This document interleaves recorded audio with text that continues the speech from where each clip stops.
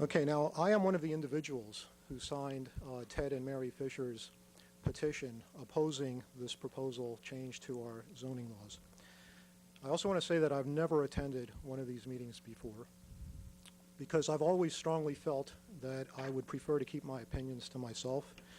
But I feel this issue is so important that I can no longer do that.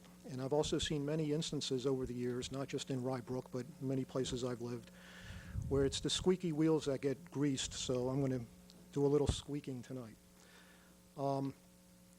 I've heard a lot of statements recently, and I've also read in the newspapers statements that imply that those who signed the Fishers petition are either home builders, brand new residents, or ignorant.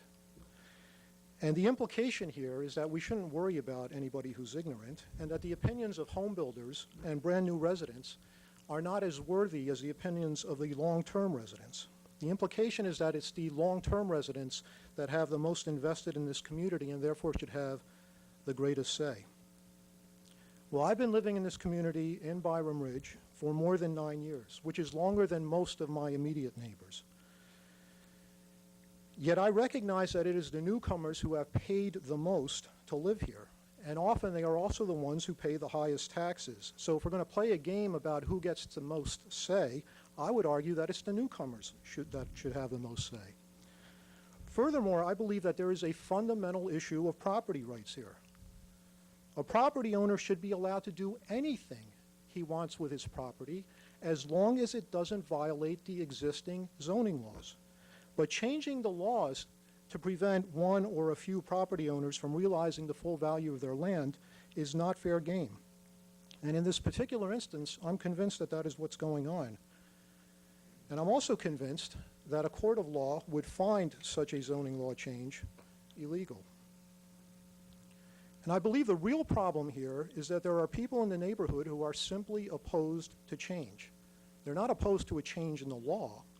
They're opposed to any physical change to the neighborhood. Yet you can't preserve the neighborhood the way it is forever, and nor should you want to. Change is what enhances the value of our properties. Change is good.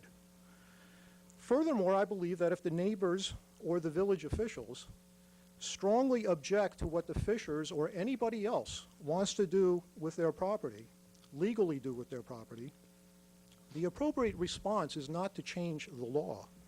The appropriate response is to compensate the property owner.